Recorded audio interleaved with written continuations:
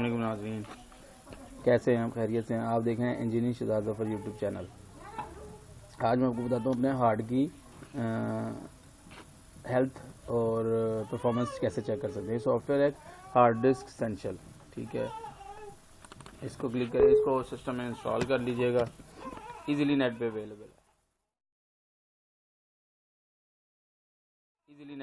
है, तो इसको ओपन करते हैं। ये देखें, ये आपकी हार्ड की परफॉर्मेंस है 100% और आपकी हेल्थ 100% इसकी हार्ड की। ये फिर से सिम लगी हुई है 60 GB की इसमें हार्ड, तो ये इसकी हार्ड की डिटेल है, ठीक है। ये आप देख सकते हैं।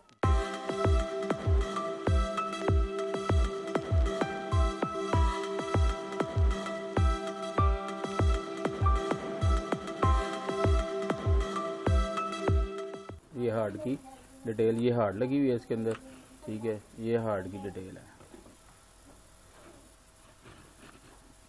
ये सॉफ्टवेयर है।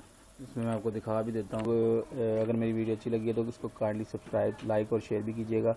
लाइक ऑन को क्लिक भी कर लीजिएगा ताकि आपको मेरी हर न्यू आने वाली वीडियो आप तक अब आसानी पहुँच सके। अपना ख्याल रखिएगा। फिर किसी नई वीडियो के साथ मुलाकात होती है। ओके, अल्लाह हाफिज़।